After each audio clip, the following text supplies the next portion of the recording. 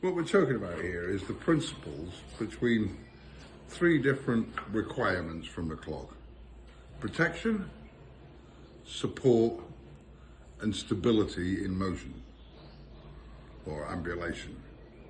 So, but first of all, we need to define what they are. So protection is the fact that it's covering the solar area. So it's protecting the foot from external violence.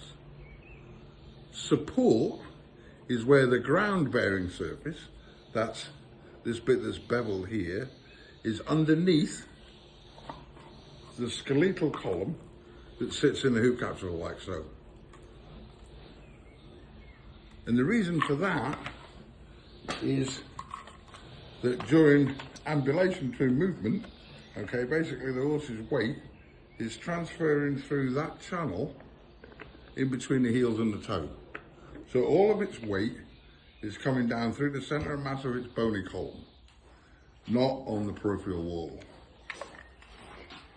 If then you've got a distorted hoof capsule, like the one that we're actually dealing with at the minute, to get rid of that, when you start fitting stuff outside of the hoof capsule, what you're doing is providing stability against postural sway from the fact that the limb isn't aligned straight with the base of the hoof capsule. So three different things: protection, covering the entire area; support, the relationship of the ground bearing surface of whatever it is that you're putting on in relationship to the skeletal structure. So I can have my skeleton back, yeah, like so. So that matches exactly that, so that as it passes through that channel, it's kept loaded rather than the wall being peripherally loaded. What's the consequences of the base being smaller than the shadow of the Well, P3? then you get off-axis rolling. Because it's too small, all right, in all of this you've got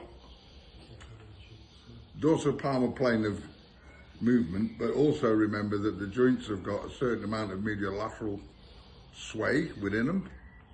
Okay, so if the base is too small, it's too small of a pivot point to sit on, and this medial lateral sway or off-axis loading will tip it straight over. So it's important, the way that you fit these things, that you achieve all three of those objectives without having too small a base or too much of an extension. What's too small of a base in your opinion, typically? Smaller than the peripheral edge of the basal surface of P3. And if you look at, I can actually illustrate that. Just hold on to that real quick. Can I borrow that pen, mate, please, for a sec? Talk about the knuckling over too while we're here. Oh, okay, yeah. All right, so first of all, what's too small? So if we go back to the hoof mapping thing, and you project from the point forward, heel forward, I'll just do this roughly, to roughly where it first intersects the white line. That position there, central to it, is the dorsal distal tip of P3.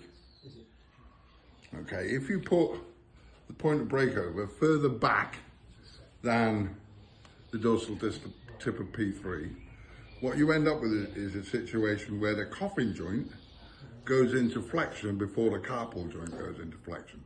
So you get a change in the gait. You get a more elevated lift off and a throw out, because the foot's already unrolling, but the horse hasn't arrived with it. So it's almost stumbling. And in clog biomechanics, on a critical case, that's knuckling. Yeah, Considered knuckling forward.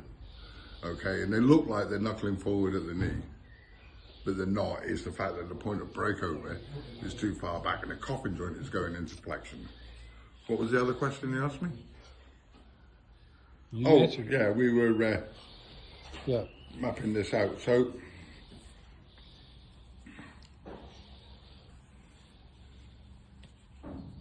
P3, we know that that's the tip.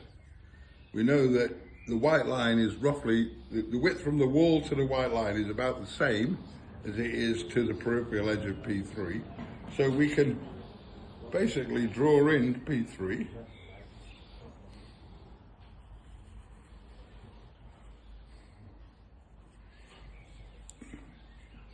Put the navicular bone in behind the widest point. There's the center of rotation. If you drilled a hole through that, that would go through the impar ligament and up into the center of rotation of P2. Okay, so what's too small for the ground bearing surface is something that's smaller than this peripheral edge of P3. So the ground bearing surface should match the entire basal surface of P3 vertically. So you end up with like a bobble shoe or something like that, where the base is back here.